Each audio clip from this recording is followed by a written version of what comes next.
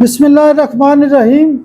سائم homeopathic infertility clinic سے آپ کی خدمت میں حاضر ہوں۔ آج کا جو ٹاپک ہے وہ فیئر آف تھنڈر سٹارم ہے۔ بیسیکلی اس کو ایسٹروفوبیا کہتے ہیں۔ اس میں بارش کا بھی خوف ہو سکتا ہے، بادلوں کے گرجنے کا بھی خوف ہو سکتا ہے۔ جب بھی موسم خراب ہوتا ہے اور بارش کا موسم بنتا ہے تو یہ ایک مخصوص قسم کی بیماری ہے۔ تو جب بھی بچے ہوتے ہیں یا بڑے ہوتے ہیں، خواتین ہوتی ہیں، ان کے اندر یہ جو فیئر ہوتا ہے یہ بہت زیادہ پایا جاتا ہے۔ تو جب بھی بارشیں ہوتی ہیں، بادل گرجتے ہیں، کالے بادل آتے ہیں، موسم خراب ہوتا ہے، تو وہ جو لوگ ہوتے ہیں وہ گھروں سے باہر نہیں نکلتے، بچے ماؤں کے ساتھ چپک جاتے ہیں، خواتین جو ہیں وہ بھی بستر میں گھس جاتی ہیں، بڑا ڈر رہی ہوتی ہیں، دیکھیں جی بادل گرج رہے ہیں، بادل کالے آ گئے ہیں، موسم خراب ہو گیا ہے۔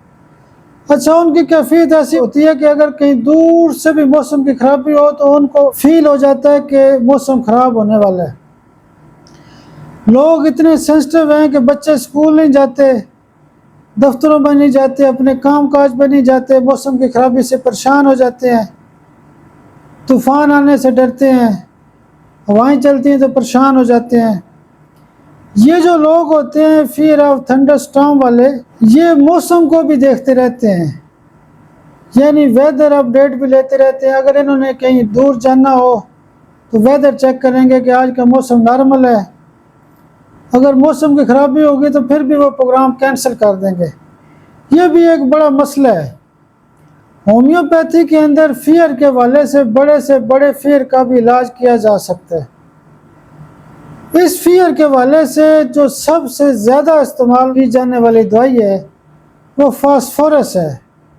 ایسے مریضوں کو 1 ماہ کے لیے فاسفورس CM کی ڈوز دیں، اور فاسفورس 30 اوون میں صبح دوپہر شام بھی آپ دے سکتے ہیں۔ اس کے علاوہ ایک اور دوائی ہوتی ہے، وہ بھی اس بیماری میں بہت زیادہ استعمال کی جاتی ہے، وہ دوائی ہوتی ہے روڈوڈینڈران۔ اگر کیس مشکل قسم کا ہے تو ایسے مریضوں کو آپ فاسفورس کی بھی ایک ڈوز دیں CM میں، اور روڈوڈینڈران کی بھی ایک پڑیا دیں، 200 روزانہ رات کو دے دیں، اور صبح کے وقت آپ روڈوڈینڈران دے سکتے ہیں، یعنی دونوں دوائیاں آپ استعمال کر سکتے ہیں۔ لیکن عام طور پہ زیادہ تر جو کیسز ہوتے ہیں وہ فاسفورس سے ہی ٹھیک ہو جاتے ہیں۔